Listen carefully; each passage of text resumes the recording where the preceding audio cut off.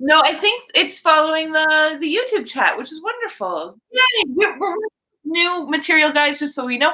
It's called Be Live, and give us a little shout down below to see if you actually can hear us and see us and know us, because this is the first time. Yeah.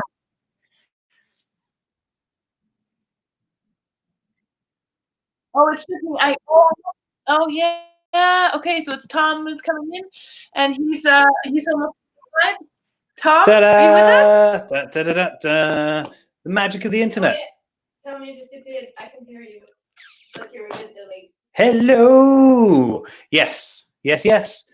We can see you. It's magic. Nice. We're all online and going. Hello, everybody. Hello, world. Hello, Dawn. I've been wanting to do this for so long. Yes, yes, yes. And all it took was a global pandemic to bring everyone together. It's true, but here we are. What are we going to talk about today, Thom? Well, as we do every single time when we do these, we are going to talk about an interesting topic. And we're going to say, yeah, first of all, we're going to start right at the beginning, and we're going to talk about what is contact juggling, which is, yeah, a vague topic, but an important one. And we're going to hopefully bring some specificity or something along those lines to what is contact juggling. And so, yeah, so we've got a chat running as well. So if you want to get involved, we have a producer standing by who's going to shout at us if there's interesting things. There's a bunch going on there, so we'll catch up on that in a second. But yeah, so we'll, I reckon, dive straight in, and we'll keep this relatively focused and jumping into this stuff. So yeah, what is contact juggling, and why do we need to define it? Starting out with this idea that contact juggling exists, right? We see it, we do it, we practice it, we have goals and aspirations within it. And so if it exists, there's a definition. That's just how these things work. We were talking, Dawn and I, about this. You kind of broached me with this as a topic. What would you say is your definition of contact right now? So I have a lot of clients that I have to tell them, or like, no one's ever seen contact juggling before. And I'm like, well, I often use crystal balls, and I make them balance them and roll them and make them look like they're floating on their own as a performance, like as a magic kind of performance. And I often try to avoid the term juggler because it sort of connotates these other ideas that are not the same as contact juggling. So Robert in there says, you know, magic. And it's like, it is such a fundamental conversation when I'm presenting to clients or agents. And there is that sort of elevator pitch that I need to just sort of quickly denote an idea and draw a picture for somebody of what I'm going to be doing for them when I'm selling them my product. So that's sort of the basic idea. Or for just beginners of like, what are we going to learn today? It's kind of, yeah. I think this brings up this interesting idea that so there's lots of talk online, and you see it like if you're in Facebook groups, if you're just, I'm just going to keep bashing that. Yeah, if you're in Facebook groups, if you're like talking to people at conventions and things, of this, like, what is juggling? Is this juggling? Does this count? And it's this debate that kind of rolls over and over. And that's not exactly what we're going to talk about so much right now.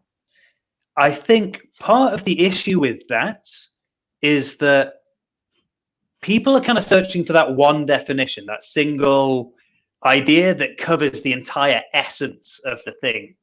It's like this definition here, this is what contact is, right? But that doesn't really exist. And definitions kind of by their nature have different purposes. And so this is kind of what we want to talk about as we're going forward. Yeah, I mean, contact juggling is even so political in itself. Just it being named at all was a thing. Exactly. And then they named it fushigi for a while. Well, that's it, yeah. And I mean, to go back to that, and just to kind of set out from the beginning as well, there's an easy thing to fall into that's to say, oh, well, contact juggling definition is whatever you want it to be. And it's, yeah, okay, that's true. That is true. But it's maybe not helpful to what we want to talk about today. That is definitely there. Like, how does a beginner be like, it's whatever I want it to be? It's just all of a sudden this ever expanding universe in which they've fallen into, and it's like they can't figure it out. So yeah. But I think what's useful here, and to tie into what you just mentioned then, is to kind of go back and say, what was contact juggling? Because, yeah, like you say, it's a loaded term. So the actual idea of contact juggling, the name is from the James Ernest book. That was the original learning material based on Michael Motion's light routine. And he has the definition in that book, which I don't know if you have that to hand there. Do you have the put you on the spot of presenting information? Very close. Because, yeah, this is going right back to the early learning stuff, the early kind of tutorial material that was available. It's interesting to look at now because it's different to how it was interpreted. I'm sure lots of people would recognize this book and have had their paws on it. It's interesting to read now. It's really interesting to go back and see what it was. I never had this book when I was learning. It was actually Barry Friedman who sent it to me from Showbiz Blueprint recently. And okay. So I get to read it in retrospect, which is really interesting. Yeah, to revisit what was the material. Yeah. Do you want me to read the definition that he has here? Let's give that definition, because like I said, for a lot of people, this was their first exposure. This is first page of the original material, and this is the definition that was put out there. Yeah, when it was called contact juggling. So it's contact juggling is manipulations of single objects or object groups, usually involving very little tossing or spinning. Example, balls, ball stacks, and some stick, hat, and plate work. And then he really gives this really long sort of descriptive, exactly what you physically do. Description. Yeah. And so that's that idea that there's very little throwing, very little spinning, which kind of maybe got a bit corrupted as it went forward and became, there's no throwing. It's everything that you do without throwing. It's everything you do without spinning. And what's interesting is he very specifically defined it by this butterfly that he's trying to depict here in this photo. Yes. And James Ernest was really defined by that specific move, right? It's very specific. And as soon as someone does that, all of a sudden it's contact juggling, you know? Yes. Yeah. Oh, hello. No, we're good. Everyone's still on board. Which, looking back, that book in particular is very much, it's an incredibly good butterfly tutorial in written form with a lot of padding around the other stuff. So everything in that book, which is interesting and useful and good, is that butterfly material. And that was contact. And it's, all these ideas of the manipulation of one ball or a group of objects as a single thing did define contact for a long time. And especially people who came up through these early days when that was the material available, this is what they were learning and this is how they were defining themselves as jugglers. But it's interesting to look at where that came from and what Motion's definition of contact. I mean, he would never have called it that, but no, didn't he call it dynamic balancing? Yeah, exactly. It's really descriptive, and I like it as a term, right? Because it's you're here, and it is dynamic because you're rolling and somewhat fighting over those round surfaces of your body. It's really apt as a descriptive thing, but it really can mean anything. It Yeah, really exactly. is so, it comes into that abstract territory of like, is driving contact juggling? Like, Yes. I don't know, that kind of stuff where it could be applied to anything. Which is often the counter argument to these things when you say, oh, contact juggling is a term, maybe it doesn't define it, maybe it's graphic manipulation, maybe it's object manipulation. That the counter argument to that is, well, it's vague, it's out in the air, it could refer to anything, but we know that it doesn't. So how can we correlate those things? How can we say, well, yes, it could refer to holding a knife and fork. It definitely could. That is object manipulation. But there's an intent, there's a difference here. Like, we know that exists. Again, it's a stipulative definition. It's like, this nebulous cloud is something. We can define it because we know it when we see it. So what's the useful thing that we can throw on top of that? To talk about motion, I think what's really interesting is his intentions behind it. When he was coming up with light, he wasn't coming up with a new style. He wasn't going out there teaching dynamic balancing. He was coming up with a routine. Like, in his head, he set these limits on himself of what can I do without ever grabbing a prop, without ever holding the ball, with always being in balance, with using a single prop and building up. What are my limits there? Right? Like, it was his friend who was dying or something like that, and how you could never really grasp or control something. Yeah. You needed and I believe he just had a newborn child as well. So, of course, the best thing to do was to go into the shed, or his friends had a child, and he'd isolated himself away and just dedicated himself to working out this stuff in his head and working out, like, how do I represent this fragility of, and you see all those like cradling and never quite being able to grasp, and all of these ideas are his definitions of his routine right there. Like, light is this fixed thing, but he wasn't developing a style. All of it, everything's exploded so much out of that. Yeah, exactly. But it wasn't his intention to have everybody learn it. It was his act. Yeah. And that's all he wanted to share his vulnerability with the world through that. And Robert saying he's created more from his emotional expression. Like, that was his emotional expression of himself, rather than some technique. Which, of course, like, and we're picking this apart from the outside, because bearing in mind that he's talked about it since, but he's never taught his methodology of contact, of one ball or multi-ball. He's taught balance, and he's taught his theory and his approach. Interesting point from Brian Ely there about Francis Brunn, your mate, of big body rolls like that. That's definitely an interesting thing to throw in there. Like, we can talk some more historical stuff on top of that. And I mean, that wonderful picture in the back when you were here and we were talking about this the other day, where it's just like, oh, you can learn this if you just put enough time into it. But I have to a lot of that book is that. A lot of that book is, this move is possible. Go and learn it. Yeah. Look for it. But Francis Brunn, I mean, that's something I've been chasing my entire career, is that just that one single roll from foot to hand. And it's so difficult and yet so beautiful.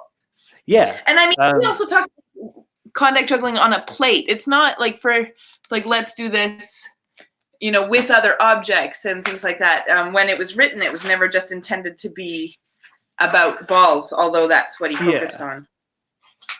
So there's interesting chat going on. Blake's weighing in on this, and Brian, about the kind of historical, these big rolling moves. So like Brunn, like Rastelli, there was, the name's escaping me, but there was a gentleman juggler act who would do the billiard ball suit and rolling the balls, like he having the pocket sewn in, and and camelbacking. So magician tricks as well. Was that Ernest Rastelli? I don't know Or if he did, Stelly, maybe. Yeah. I don't know if he did the billiard ball suit, but he was similar. Yeah, like he was very much golden age of juggling. Yeah, the Who's big Hook? roles and things. Drew would know. Drew, where's Drew when we need? Which is really interesting because that was before a lot of this stuff that we kind of consider as contact now, and these are definitely in the juggling mold. Like this is from the juggling school, but have fed in because again, motion wasn't necessarily doing this stuff. But No. I'm just seeing this. Yeah, really interesting stuff. Yeah, motion. Hands. This part of like it's like for some reason it really like after this book, contact juggling sort of left the body area, and then we went to just the Cardini roll where he does it with just 2 fingers. Yeah, that's like, a lot of that like in the digits and then manipulation stuff and rolling it down, which I think that was a thing. We talk about motion as being the originator, but of course he was drawing from lots of places. Like that multi-ball is coming straight out of like Chinese ideas, and you've seen this kind of manipulation. Yeah, the Bao Ding. So yeah, but this was all very nebulous. Like this was never under a banner of contact juggling, but now it is. And so this is what I think is really interesting, is to say that, so as we know contact now, all of these old ideas going way back, like head rolls, chest rolls, all of these juggling ideas got mixed in with this, the isolation, the dance isolation ideas that that motion was putting out there, all these old mime ideas that started coming into it, to where we are now, which is so much wider, so much bigger and wider than any of that. Well, the fact that including all of that historic is a fact that we're way in the future, that we're defining it. And we decided that, oh wait, no, you're one of us, and we've decided to take. You could almost see it as kind of like an hourglass kind of thing, of all these kind of nebulous ideas became focused through motion, and then with that solid thing that people could see, and it was on TV, it was in the labyrinth, it was this solid fixed idea, because it's an incredible routine. You watch it now and it is an incredible routine. Like advancements have been made in different areas, but like to watch that and to see it is exciting to see. So this is like motion is your daddy for all the slower. But it's so important to stress that, because that was all of these ideas come together. You've got light here, and then it kind of explodes out again as everyone comes in and copies light. And then new ideas start feeding through, and then it starts cross-pollinating with this whole world of dance, of mime, of liquid dance, of popping, and then this whole world of toss juggling, of combining all of that stuff and doing multi-ball without ever actually using palm spinning, just using lots of props and all of this stuff. Yeah, good point there from Robert, that the ministry happened to push all these new ideas. Yeah. But it was always contact, and there have been pressures against that. People who remember the alarming trend that we talked about with Nick a while ago. That people were shocked. They're like, is this still juggling? Is this still contact? Right. That now people are just dancing and holding a ball. But what we see now is that's just the fundamental. That's how people approach isolation and illusion style. Have you seen Greg Kennedy's webpage recently? He did a post of himself with 3 giant balls that he's like, problem with contact juggling is the ball is too small, and he's got 3 that are like this big, and he's like multi-ball. He's like, this is a multi-ball. And he's like made it giant, and it's like, yes, that's contact juggling. It's incredible. Yeah. Which again, it's like it really steps away from that idea that contact is it's the crystal ball, it's the making it float, it's the suspension and the balance. Oh, Can you look at see how you think it needs to be there. There we go. Some nice in-cut video going on. That is very cool. It's hilarious. I love That's it great. so much. That You is know? great. And he does 4 as well. Anyway, but yeah, that's still contact juggling, not in the hand. Yeah. It's interesting questions from Blake there about who invented claw ISO, and I think this is going to be one of those like parallel evolution, morphic fields of resonance thing where no one invented it. It just cropped up in lots of places all at once. Like Greg Maldonado's DVD and the guys on that, they were doing that and popularizing it there. Over in the UK, there was kind of the liquid scene and the rave scene of like Matt Henham and Nick, who were really heavily into using claw ISOs and waving and stuff. And then just all around. And like, I don't necessarily know that there was, strictly speaking, invention, because it is just holding a ball and wiggling, which is, it's like a very pure thing. It's a very simple thing. So, I don't know if there were... Magic. It totally stops people dead in their tracks on the street, right? Yeah. But like, if you only do isolationist contact juggling, are you still a contact juggler if you're holding the ball and you're like so far removed from Michael motion? Well, yeah. I mean, that's what the kind of purpose of this discussion is. And like, so to drag it back into definitions. So, it's like your definition will depend on what you need that definition for. So if you need to define contact for, to sell a show, if you're going up to a promoter and selling contact, your definition is going to be, like you said, it's this magical atmosphere that's created. It's the floating, the balance. If you are a beginner contact juggler, your definition is going to be very different, and you need that definition to be pretty nailed down in your head, because that's determining where your focus is going. When you start something and you kind of look out on this vast plane of information, and you're like, well, where do I go? What is significant? What's important? Where do I head to?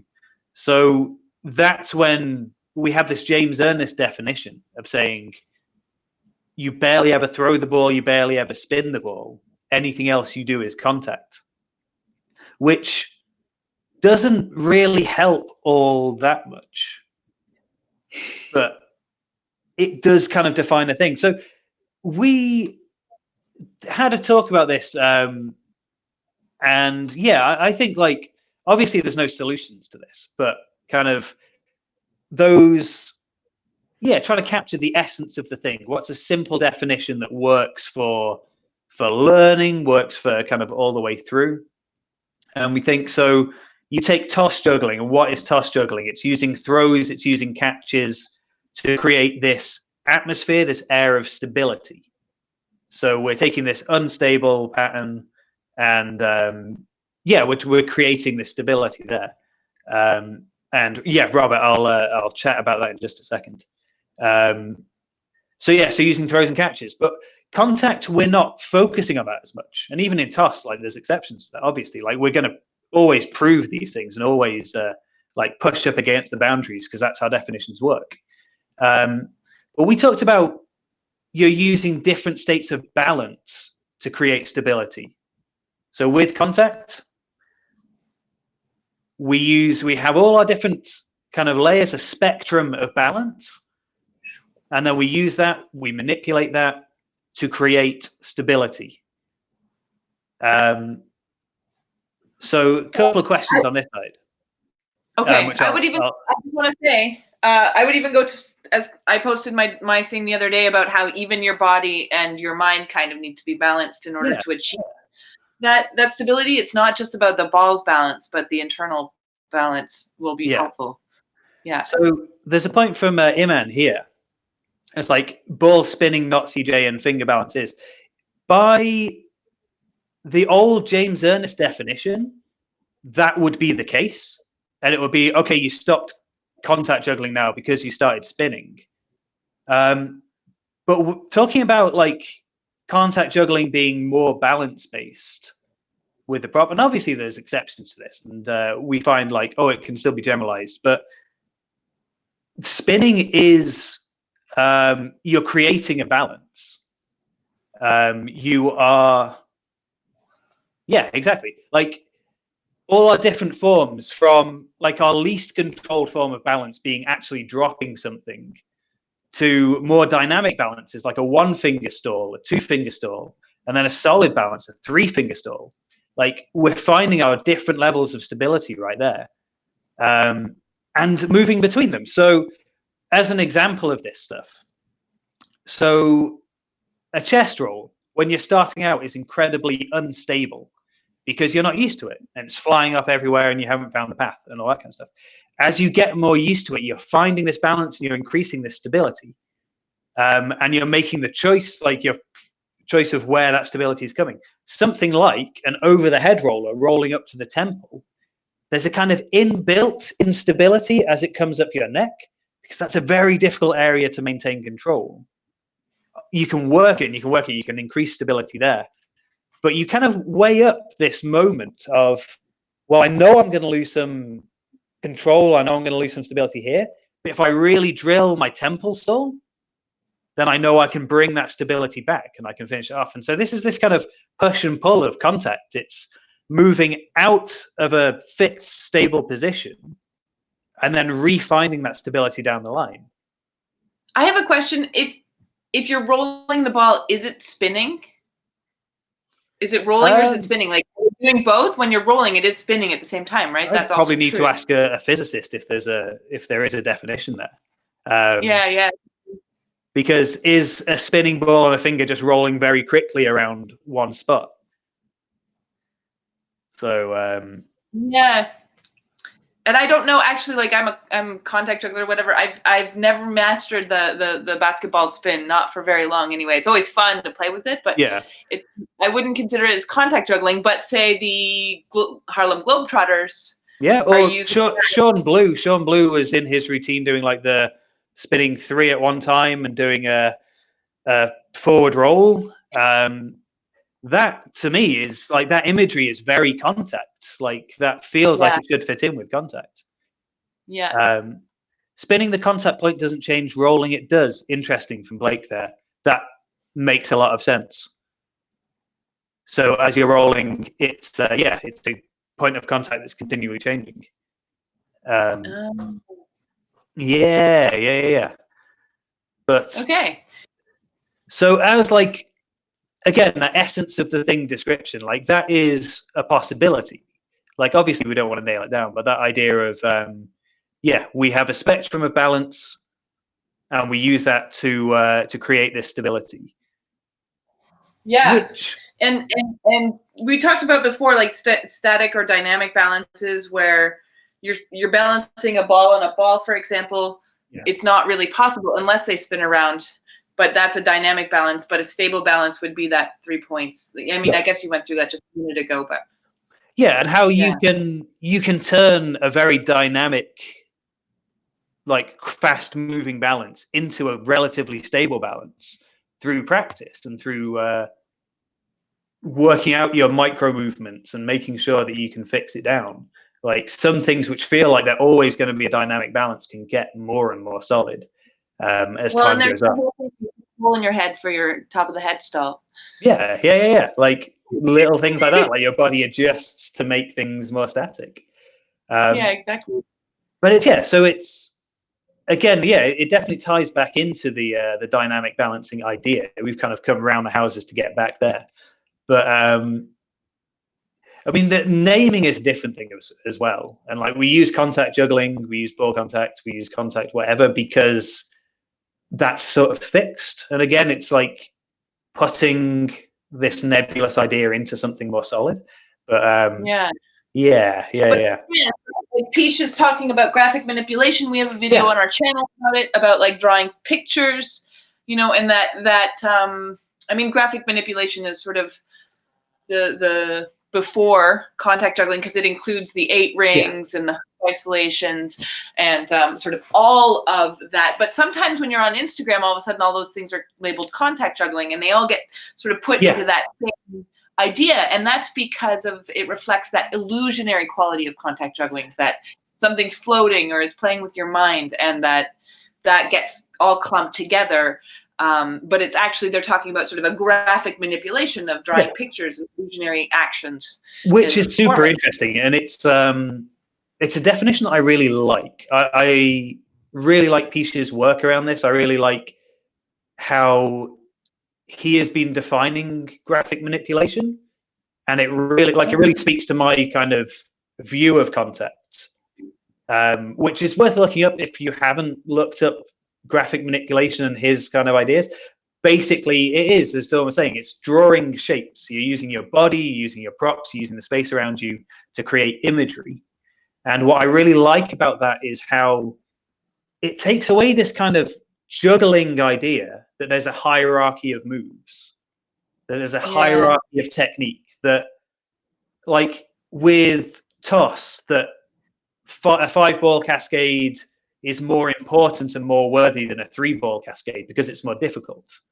Right. Or adding body throws to something is more important because it's more difficult. The idea with graphic manipulation is everything has its place if it's adding to the overall image, if it's adding to the atmosphere, to the ambience, to the actual aesthetic of what you're creating. That's what's significant and that's what's important, more so than is this a difficult trick?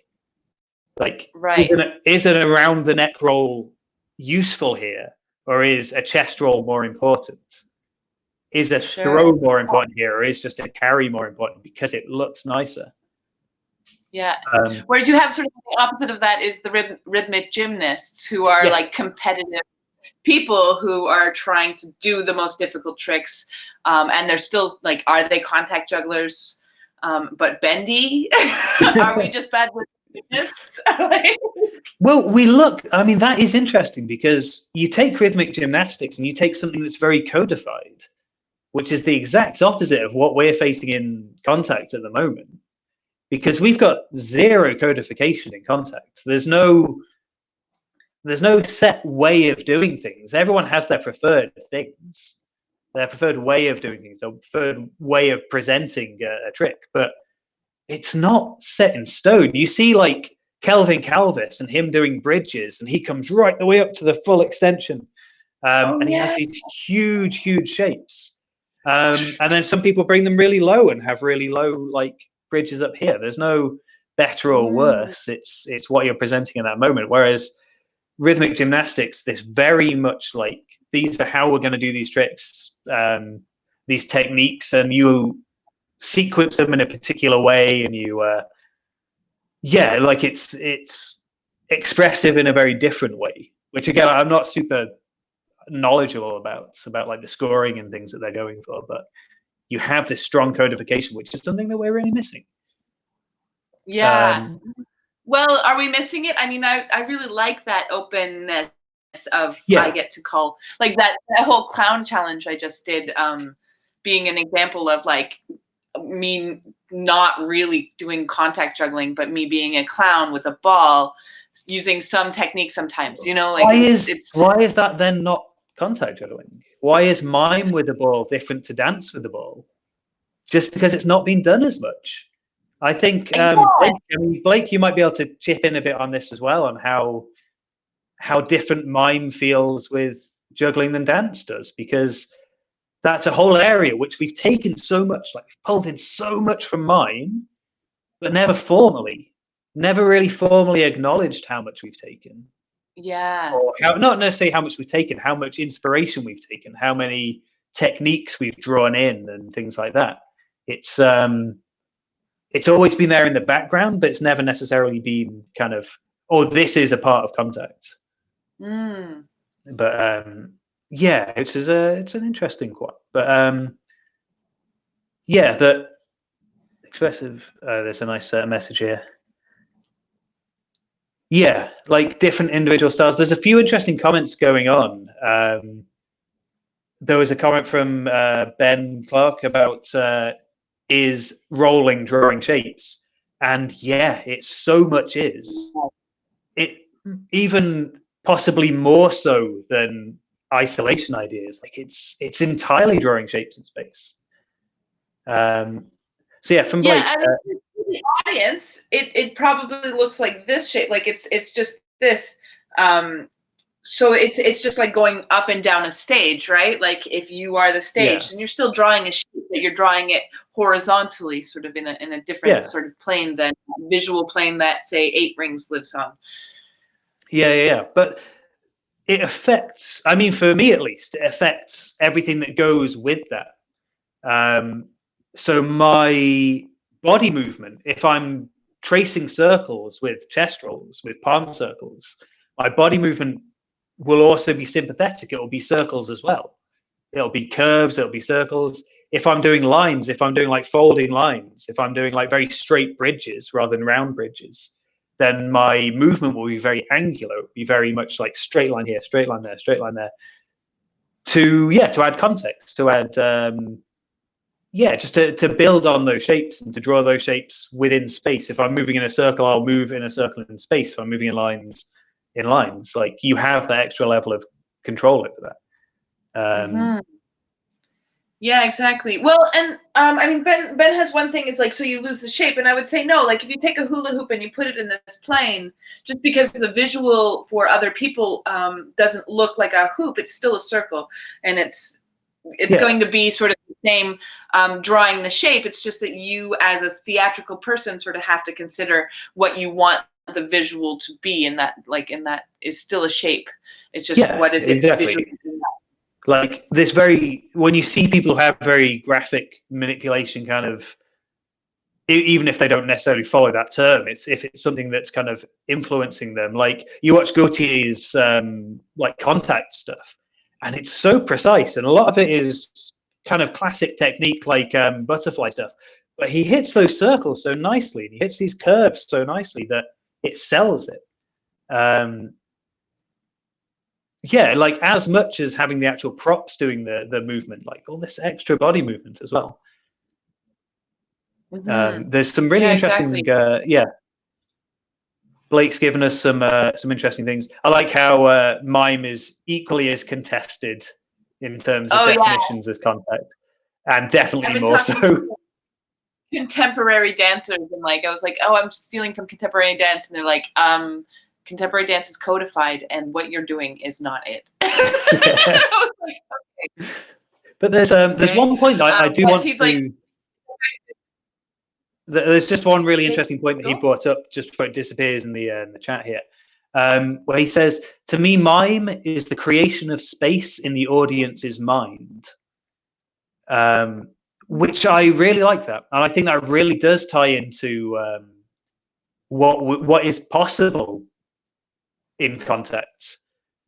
But again, it's a specific definition that it's a performative type of contact. It's specifically contact for an audience.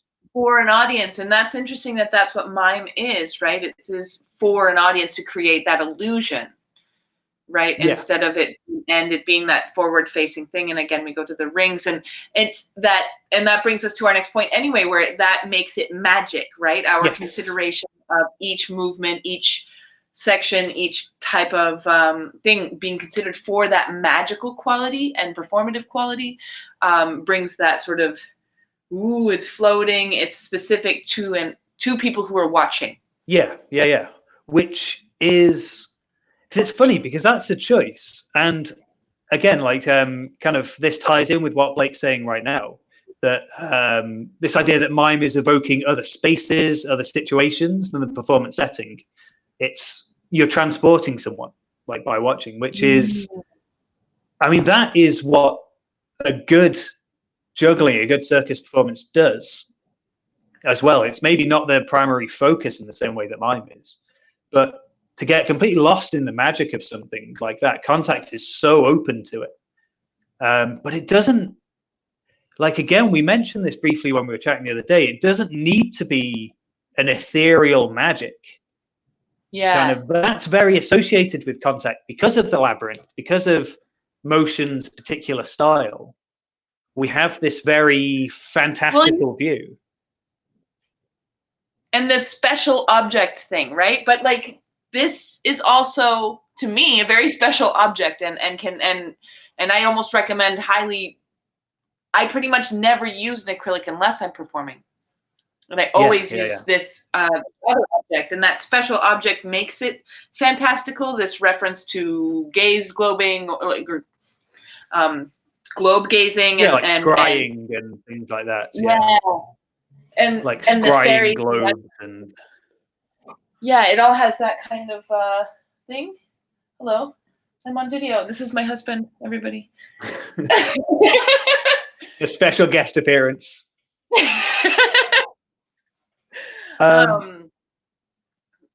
So that magical quality, it doesn't have to be in it. And I am much more pleased with performers using it sort of as a familiar object, as something known, not this sort of outside us thing, but this human experience of playing with a ball. But that's a huge aspect of it, like clowning with the ball and moving like that. Or see, there's so many ways that this can be taken, and now we're starting to see this as we move away from the people are more willing to kind of have their own expression. We see something like periocopy, again, to bring it back to Peach and those guys. Like it's magical to watch, but it's not ethereal. It's not necessarily floaty. It's this very industrial, very geometric magic instead. Yeah, exactly. It's this kind of mathematical pattern-based thing, which creates this whole atmosphere, this whole illusion that's completely different, but it's still contact, even though it's practical magic. I like that. Daily practical magic. It's that uncanny thing. It's taking something that we recognize and subverting it in such an unexpected way, but not so much that it's alien to us, because these aren't alien ideas that we're seeing. It's just a bit wrong. And like Robert was saying, they're abstract, but so there's two interesting points there. That Robert's saying it's abstract, and then Blake saying that we're not concealing how it's working. Everything's there on the surface 99% of the time. There are maybe a few kind of fake outs, but everything is there to be seen. So it's creating this uncanniness, this magic nature, without hiding anything, with everything being clear and out on the surface. It's a crystal, nothing more. And I want to just go back, because I think the mind thing is super important.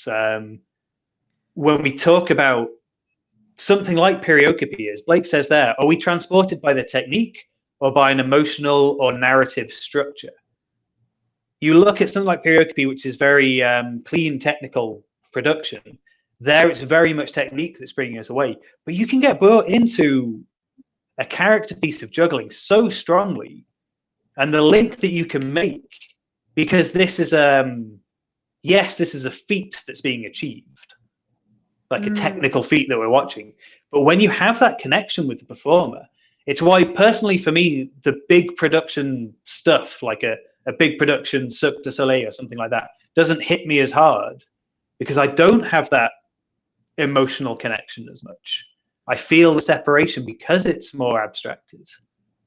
So I think you definitely have that space to bring someone in on an emotional narrative level. I think that is a thing which can draw you in. It's not often done, and I think it's hard to do well, and that's probably why that doesn't happen quite as much. That it's much easier. It's just the magic of it is sort of low-hanging fruit, so it's something that we all start with. Yeah. Like it's so easy to kind of hide behind that prop, and like the prop do the expression, but I mean the fact still remains, as much as we say it, like as much as we drill, as much as we practice and think about how this stuff goes, when people are watching circus or watching performers, they are still watching people rather than what's going on, and they want to see people as much as anything else. Like, that's Yeah. why you have to make a connection on those lines. Yeah.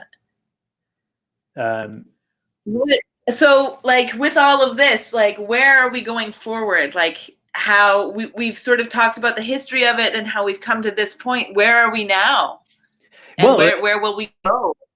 yeah, this is the really interesting thing, and people who are in the chat should definitely like throw in on this. It's, how do you define contact now? Do you go for that old definition of contact is juggling but you never throw a ball? Is that still a useful definition to you? If you're a beginner, it maybe is that a useful definition to you? Or how has it changed? Like, do you define it differently for yourselves now? Well, and there's something interesting I found, like, as a contact juggler, like the flow artists kind of believe that we're still jugglers because, you know, most contact jugglers that like are in my generation were still going to juggling festivals because flow festivals didn't exist yet. And Just so, like, we trying to kind write of, down juggling versus flow seminar. yeah, Like, that whole conversation. like, you guys are all flow artists, and I find that, like, you know, I guess Diabloists must have the similar problem of, like, where do they fit? It's not exactly the same, but it's very related, and Yeah. and like, we are kind of our own world, and we have our own community of people, and that are all tied together, like everybody who showed up today. Yeah. And so, yeah, I mean, what is it? Just a single stage ball, a multi-ball? Like, where do we fit? Does anybody? Where's Richard when you need him? What does Richard have to say? Does he have a definition of this? Yeah, we need him. He should be. Yeah, exactly. Because yeah, like, I think the big revelation for myself, ball no fall. Ball no fall is a good definition. Oh yeah, Julian said that to me the other day. He was like, "Look, Elmo's juggling. It's like, c'est pas tomber. Like, it doesn't fall." That's exactly it. Yeah. Yeah. No, I think, yeah, big revelation for myself. Like, that one definition isn't necessarily all that helpful in the long run, and it's knowing how you define it within different areas. I think a lot of people beat themselves up because there has to be one definition. Like, I mean, there's a mention there, like, the flow versus tech, art juggling versus sport juggling. It's because there's this kind of desire that we have for there to be a definition, and for everyone to be on the same page following that one definition. But like, that's not necessarily the case, and it's like, how you define these things is going to change as you move along. Yeah, and I think like beginners, like you said, need a definition. But a lot of people in this chat have been doing it a long time, and for us, it just, as you keep going into the art, just becomes more and more abstracted to what it is and what it isn't, and how it kind of comes into your daily life or not. And you know. So what we're saying is, I think we've come around to say that contact juggling definition is basically what you want it to be. It's the everything. But it involves static and dynamic balancing, and that it does have a root in balance in itself, and balls. Like, you need balls. No, wait, we didn't even decide that. Does it need to be a ball? Because we're talking, yeah, exactly of it. Like, it is exactly there. It's like we are back where we started. Because when our experience is more with the ball as the prop, but all these ideas apply to all the other forms of contact that are then spun off, because, like, club contact, staff contact, all of that stuff followed on from this initial wave. Like, there's elements of it present there, then contact ball becomes a thing, and then from there it builds up and builds up. Right, and that's where we came up with our name, right? It was just like ball contact, because it's a ball and it's in contact with us, and it's like, okay, how do we keep it? Which, because, like, yeah, the whole nomenclature thing is a whole different discussion, and what we name things like is slightly different to defining things. Like putting a name on something and giving a definition to something is slightly different, but I'm not philosophical enough to actually tie those differences down. And people have argued about this for a long time, but yeah, like I think it's just that idea that definitions are useful as long as we allow them to shift for ourselves and to shift as we move forward. Can we talk about how in early 2000s contact juggler were the outcasts, but then they decided it became well respected. I think that's a whole other video that's a bit more history of contact rather than today, but we plan to do a few of these, like depending on the pandemic and our free time that's happening. So that is partly why we're here today, just because we have time. Yeah, but I think this is the thing, and I think this is worth pulling up as well, because it does show how far the entire art form has come, because it is still a new like form, really, in the grand scheme of things. We don't have rules set in place. So this big shift as toss jugglers, who, again, if there's a hierarchy within the juggling, which is like niche of a niche of a niche of a niche, of like performers, circus performers, jugglers, getting smaller and smaller and smaller. But the amount of cross-pollination that there's been as jugglers realize, like toss jugglers realize that, oh, there's actually a lot of stuff in contact which ties in so well. And as we as performers moved away from that very strict Michael Motion mold of performance and started presenting things that are expressive of different ideas and things, I think that naturally leads to a greater acceptance, because people say, oh wait, no, this isn't this one thing, this is this entire branch, this entire, like, yeah, again, I keep saying that, like, this nebulous cloud of stuff that can produce these incredible results. Yay. I think I'm going to start wrapping it up here. Yeah, we try and keep these. So yeah, this is like a thing that we want to do, as you said. Yeah, and I just wanted to talk about that. So Thom and I want to do things. Also, if you have subjects that you want to lead, we can tell you how to make this happen on our ball contact. If you don't want to interview us and you want to interview each other, yeah, also definitely. good. Yeah, like anyone who has topics or feels like they want to talk for an hour about something, get involved. Like yeah, so contact us. Blake, you have a lot to say. We should talk. And hopefully we can get a few more of these out while we still have a bit of spare time to continue the ball contact project. Nothing but spare time. It's amazing. And if you guys have any topics, any ideas, any ways to get involved, any tutorials, hopefully we'll make some tutorials too soon. Yeah.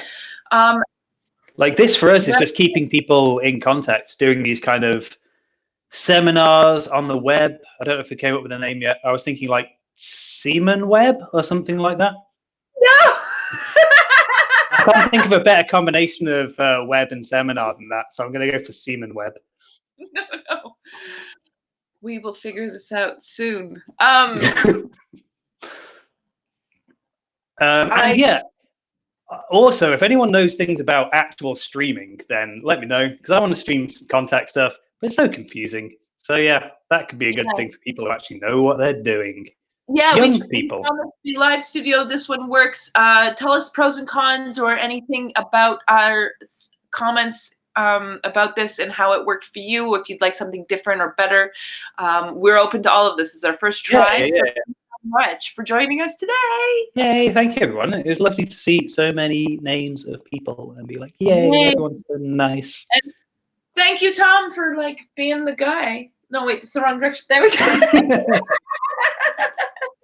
Yeah, well, we will try and keep this going. Yeah. Yay. And try and actually get like a regular thing, because yeah, people are gonna be in and not doing as much. It's exciting times, so we can all watch the world burn together. It's like Pontypool. Yay! Yay! Good. Thank you guys for being here, and we'll talk. Cool, and cool, cool. Thanks, Lisa. Love you chatting, people. Bye, bye.